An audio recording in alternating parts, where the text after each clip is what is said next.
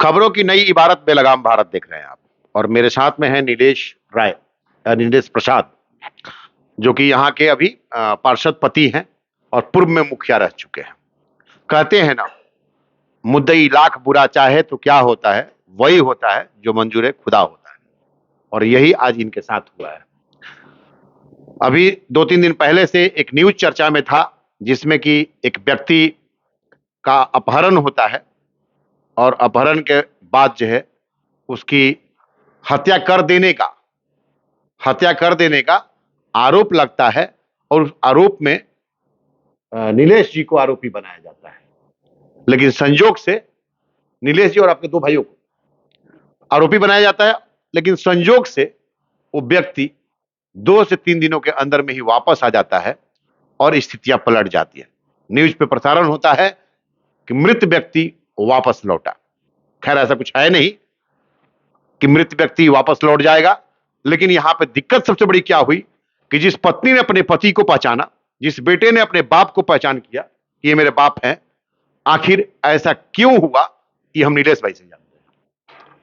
देखिए, ये साजिशन मुझे फंसाने का, मेरे विरोधियों का, चानू देवी जो हम पर एफआईआर की है उसके परिवार के द्वारा मुझे फंसाने का और मेरे पूरे परिवार को बदनाम करने की साजिश रची गई थी, जिसके तहत ये सारे कांड को अंजाम दिया गया कि हम लोग बदनाम हो, हम लोगों का छवि धूमिल हो और हम लोग जेल चले जाएं।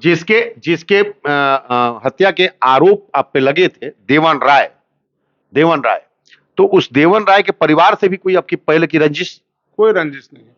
देवन राय का बेटा हमारे यहाँ एज ए सेल्समैन का काम करता था, हमारे कोका कोला का सीएनएफ, जो एक गबन 8 लाख रुपया गबन कर लिया था। गबन का जब उसका गबन पकड़ाया तो हमने थाने में एक रिपोर्ट की, थाने में उसको बुला करके और समझौता कराया गया। और समझौते के तहत जो पैसा हमारा निकल रहा था, वो पैसा वो लोग दे भी रहा था। 2 लाख के आसपास दे भी दिया था। बाकी 3-4 लाख रुपया जो बचा हुआ था वो धीरे धीरे देने की बात थी कि हर महीने 10-10 हजार करके देना है। लेकिन पता नहीं इस बीच में क्या हुआ कि ये लोग पैसा देने के मूड में नहीं और 5-7 महीने से पैसा नहीं दे रहे थे।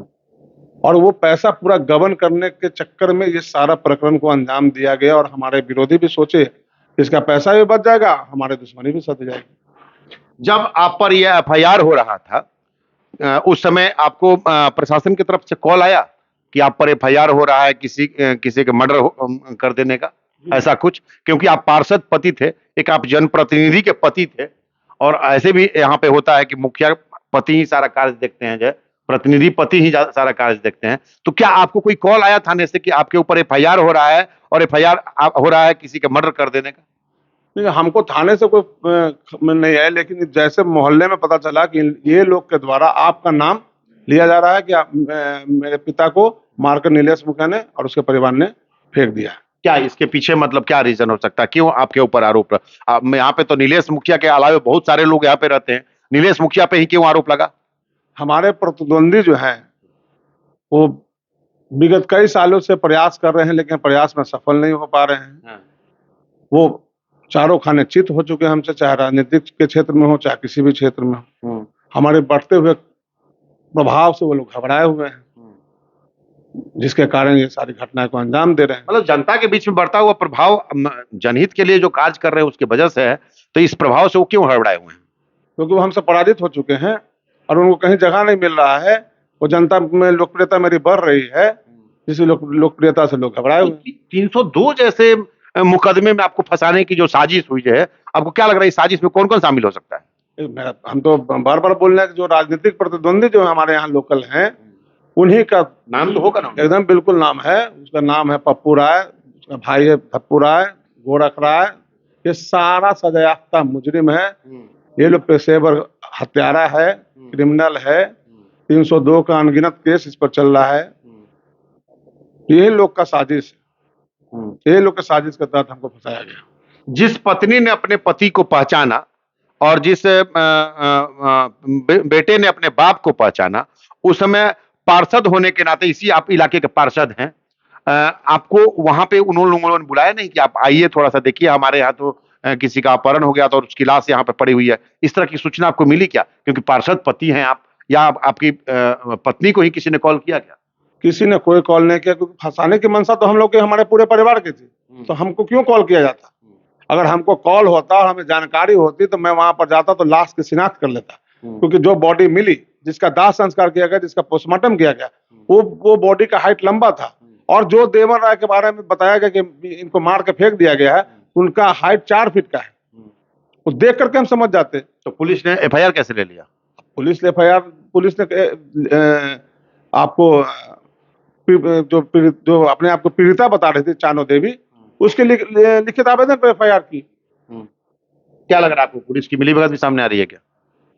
अब कुछ आपको शक है? जब कोई आवेदन देता है तो पुलिस का कहना है कि जो आवेदन दिया पहले हम उस पर एफआईआर करेंगे, फिर आगे कार्रवाई, आगे जांच करेंगे। हमको तो जहां तक लग रहा है कि कोई भी आवेदन पड़ता है उस पर तहकीकात होती है, उसके बाद एफआईआर होना चाहिए। प्रशासन और बताया, आपको बताना चाहिए, आपको बुलाना चाहिए था। नहीं, हमको कोई सूचना नहीं मिली थी, कहीं से कुछ सूचना नहीं मिली। देखिए, सबसे बड़ी चीज क्या होती है कि जब जब जब मानसिकता गलत हो जाए, जब आपका मानसिकता गलत हो और किसी को गलत केस में फंसाने की अगर मंशा हो, तो उस कंडीशन में आपका बेनकाब होना तय उस समय हो जाता है, क्योंकि भगवान भी उसमें आपका साथ नहीं देते हैं। मैंने कहा ना कि मुद्दई लाख बुरा चाहे तो क्या होता है, वही होता है जो मंजूर खुदा होता है। और यहाँ पे इस केस में यही हुआ है। आप एक चीज बता दीजिए, अगर देवन राय आज भी वापसी नहीं करते, या सपोजिटेड जो भी आप अगर इसमें पकड़ के चले जाते और देवन राय को कोई अदर जगह जो फिर कहीं पे मार के फेंक दिया जाता उनको, जो है ऐसा भी संभावना था ना? बिल्कुल।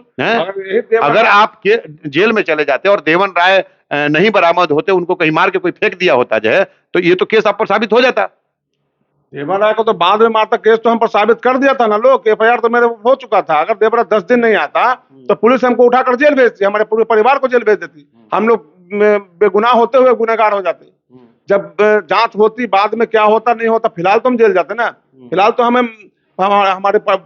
हमको और मेरे परिवार को मानसिक रूप से प्रताड़ना झेलना पड़ता। प्रशासन से क्या मांग करेंगे? प्रशासन से हम यही मांग करते हैं कि वो बॉडी जिसका इन्होंने दाह संस्कार किया, वो बॉडी किसकी है, वो बॉडी किसकी है, और उसकी हत्या करके फेंका गया था या डूब के मरा है, वो पोस्टमार्टम का रिपोर्ट मंगाया जाए, उससे दूध का दूध और पानी का पानी हो जाए।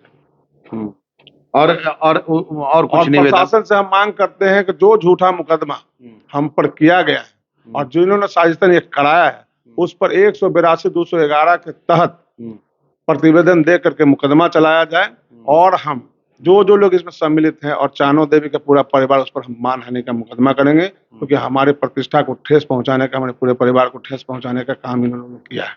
ये थे नीलेश मुखिया, और इनके साथ भी मैंने बात किया, और इसके बाद जो है वो देवन राय के परिवार से भी कोशिश करेंगे हम लोग बात करने का, उनके पत्नी से बात करने की कोशिश करेंगे, उनके बच्चे से बात करने की कोशिश करेंगे। क्योंकि देवन राय जाते जाते 64 का बयान देने जब जा रहे थे तो उन्होंने एक ही चीज कहा, सरकार अब हम जीकर क्या करेंगे जब हमारा दाह संस्कार ही हो गया।